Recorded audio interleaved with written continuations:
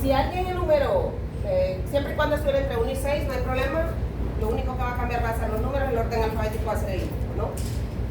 ¿Cómo se llamaría entonces? Este es etil. Este es flúor. Metil. Y aquí propil. 1, 2, 3. Si comenzó el propil en el sentido contrario de las manecillas del reloj, igual le va a quedar entre 1 y 6, ¿verdad? Vuelvo a repetir, el orden alfabético va a ser el mismo, lo único que va a cambiar va a ser la posición de los números. ¿Cómo se llamaría entonces? ¿Cuál iría primero de todos esos sustituyentes? E, F, G, H, I, etil, ¿no? 4 etil, 4 flúor, si ustedes lo tienen en otro, solo el número lo cambian, ¿no? 4 etil, 4 flúor, 6 metil, 1 propil, ciclo octano.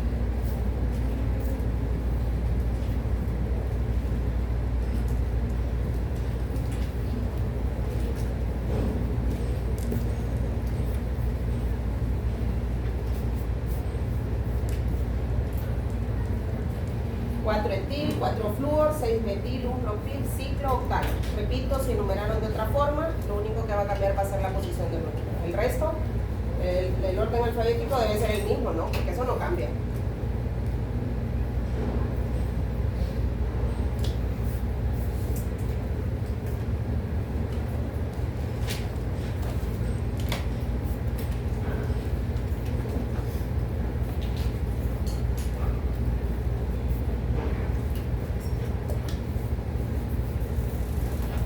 Nomenclatura impar para alcano. Les compartí por ahí algunos ejercicios. Vamos a comenzar con nomenclatura común o tradicional.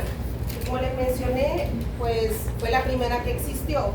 Se nombraban a los compuestos como derivados del metano. ¿Quién es el metano? Dijimos que es el alcano más sencillo de un átomo de carbono. Entonces, como fue el primer compuesto de uno de los primeros compuestos descubiertos, entonces se trató de nombrarlos como derivados de este. Para eso, no todos los compuestos tienen nombre común, ¿verdad? Porque recuerden que fue la primera nomenclatura y no necesariamente pues estaban descubiertos todos los compuestos.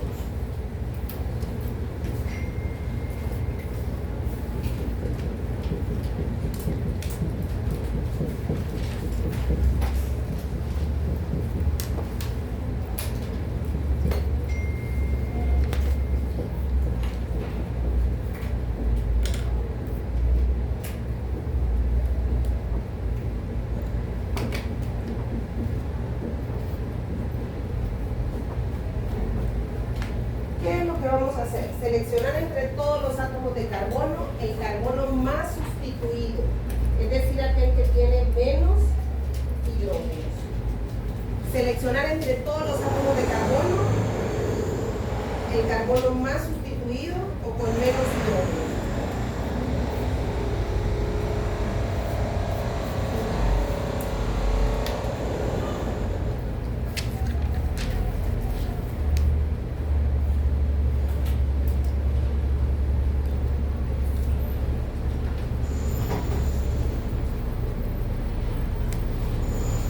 Hidrógenos en el primero, este no, y entonces esa va a ser, y le hago entre comillas como nuestra cadena más larga, ¿no? Como en la IPAC, nuestro metano. Todos los grupos que quedan unidos a ese carbono más sustituido se consideran sustituyentes, que vamos a escribir en orden alfabético antes de escribir la palabra metano, ¿sí? Este como sustituyente, ¿quién es? Etil, ¿no? ¿Y este como sustituyente? Metil y metil. ¿Cómo se llamaría por nomenclatura común? Etil, dimetil, metal. Por común. El carbono más sustituido, que es como la cadena más larga, porque se nombran como derivados del metano, y los grupos que quedan unidos a él se nombran como sustituyentes antes de escribir la palabra metano. Vamos con el siguiente. ¿Cómo se llamaría? Repito, no todos tienen nombre común. Por ejemplo, este, ni por donde le pusiéramos. Si hay un carbono más sustituido, pero ¿cómo nombra todo esto como sustituyente? No se puede, entonces no todos tienen nombre común. Carbono más sustituido es eso. Y ese va a ser nuestro metano. Todo lo que queda unido a él se consideran sustituyentes. Doctora, disculpe, no entendí por qué algunos se pueden nombrar de manera común y otros no. Porque entre más ramificaciones o sustituyentes tengan, no podemos nombrar todo como sustituyente. Por ejemplo, les decía este es el carbono más sustituido. Y si yo lo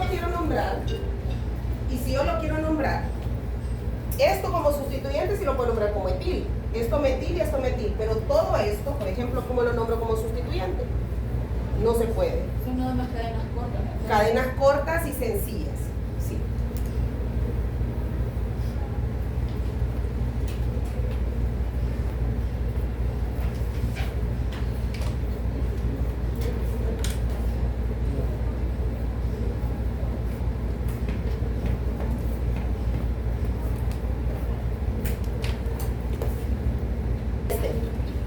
Como sustituyente, propil, etil y metil. ¿Cuál va primero según el orden alfabético? Entonces, etil y son dos. Dietil, luego metil, propil, meta. Entonces, en la medida que se fueron descubriendo más compuestos, ya no se podía utilizar este tipo de nomenclatura, ¿no? Entonces, por eso fue que se ideó la nomenclatura IUPAC. Al igual que todavía se utilizan, hay algunos nombres de algunos sustituyentes ramificados a lo que nos decía su compañera. Pues hay sustituyentes, esto no lo podemos nombrar, ¿no? Pero hay otros que sí, cuando fueron descubriendo que habían sustituyentes ramificados, les fueron dando nombres también. Y es así, creo que en la página 7, no recuerdo, por ahí. Hay algunas configuraciones de nomenclatura común.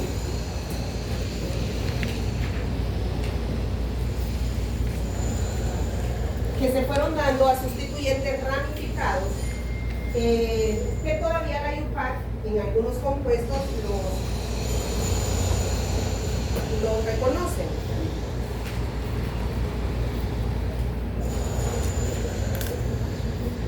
Yo lo llevo a decir el campo, ya subo.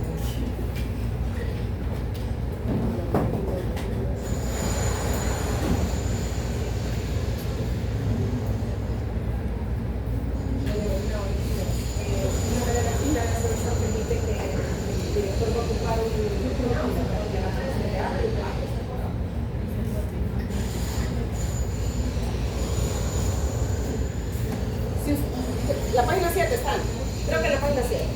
Entonces están todas estas configuraciones de nomenclatura común.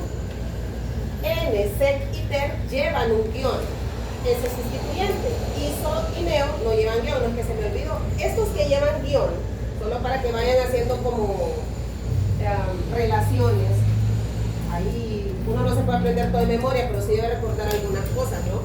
N, sec y ter, que son los que llevan guión, son los que no se toman en cuenta en el orden alfabético. Recuerda que lo escribí por aquí. ISO y neo, que no llevan guión, sí se toman.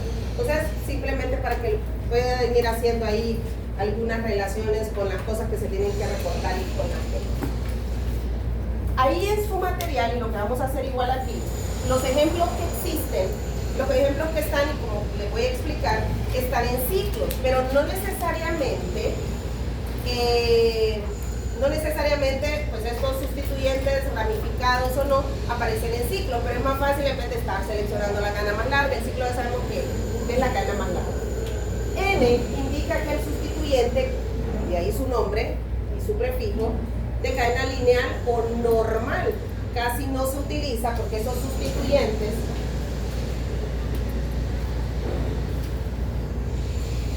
de cadena normal o lineal perfectamente los podemos nombrar por nomenclatura IUPAC. Por ejemplo, este sustituyente que nosotros perfectamente lo podemos nombrar por IUPAC se llama etil, ¿sí? O este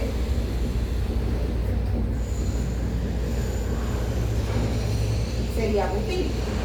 Pero por nomenclatura común, antes de que existiera la IUPAC, como era una cadena lineal, le ponían una letra N. N-butil es lo mismo, ¿no? O N-etil. N es una cadena normal o lineal. no tiene ramificaciones.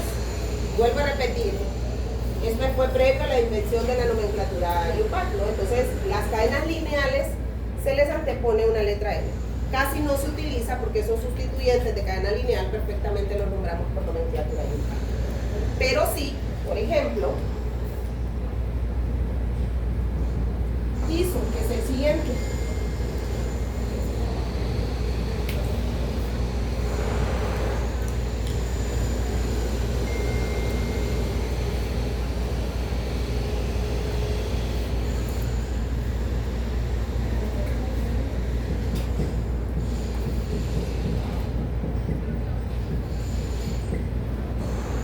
El prefijo ISO,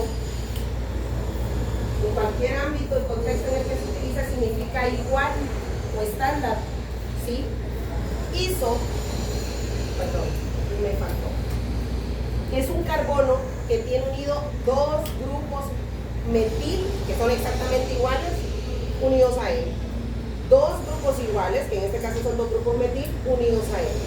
Cuando vamos a nombrar por nomenclatura común un sustituyente, ese prefijo ISO, ese sustituyente deben tomarse en cuenta todos los átomos de carbono que posee la molécula, no solo la cadena más larga, todo el compuesto. Este sustituyente, y estos son iguales. No, ¿verdad? En estructura no, son diferentes. Si yo le doy el nombre, este se llama de una forma y este otro. Tienen la misma cantidad de carbonos, no sé si la misma cantidad de hidrógeno, pero sí la misma cantidad de carbonos, pero no es igual. Esta es una cadena lineal y esta es una cadena ramificada. Por lo tanto, este no sería un butil simplemente. No es igual a este. ¿Qué deben ir buscando ustedes? ¿Cómo se van recordando? Ya vamos a ir viendo las diferencias entre los otros para que vean cómo diferenciar entre sec, ter, neo, etc. ISO, usted lo que va a identificar siempre en ISO es que a un mismo carbono hay unidos dos grupos metil. O sea, va a identificar esto. Miren, dos grupos metil unidos al mismo carbono. Es ISO. Pero ¿cuántos carbonos en total tiene la molécula? 4. Por lo tanto, se llamaría isobutil. ¿Por qué es ISO? Repito, dos grupos metil unidos al mismo carbono. Por ejemplo, si hubiese escrito algo como esto, solo para que vean la diferencia. ¿Será isobutil este? Es diferente al primero y a este otro.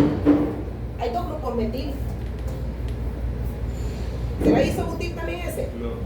No, porque los dos grupos metil no están unidos al mismo carbono. Entonces, esas son las diferencias que usted debe ir estableciendo.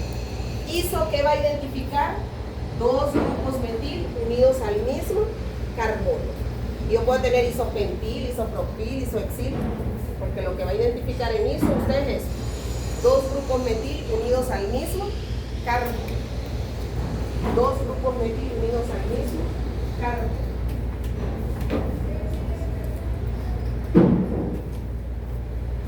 Y nos vamos a sacar ahí, solo antes de sec y ter, vamos a explicar algo.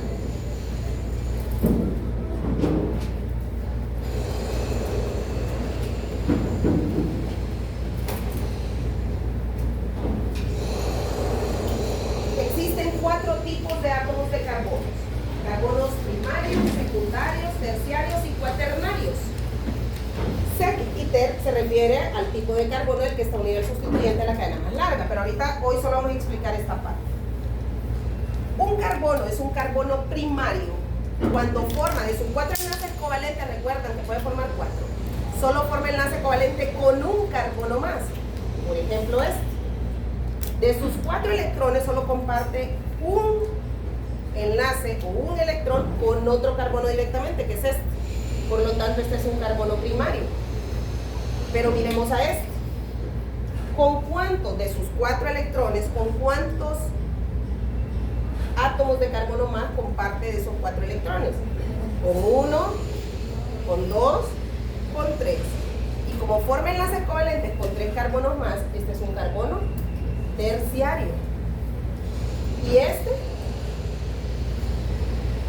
¿Con cuántos carbonos más comparte carbonos, enlaces o electrones con otros carbonos? Con este y con este. comparte 2, entonces es un carbono secundario. ¿Y este? ¿Con cuántos comparte electrones? ¿Con cuántos carbonos más? No, es un carbono primario.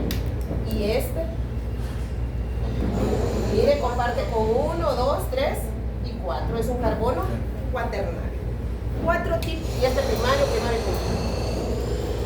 4 tipos de átomos de carbonos: primarios, secundarios, terciarios y cuaternarios. Cuando un carbono es de un tipo de otro, tiene que tenerlo claro, ¿verdad? Dependiendo de la cantidad de electrones que comparte con otro carbono, así se va a comportar como carbono primario, secundario, terciario y cuaternario. Primario si solo comparte un electrón con un carbono, secundario con 2, terciario con 3 y cuaternario con 4 carbonos.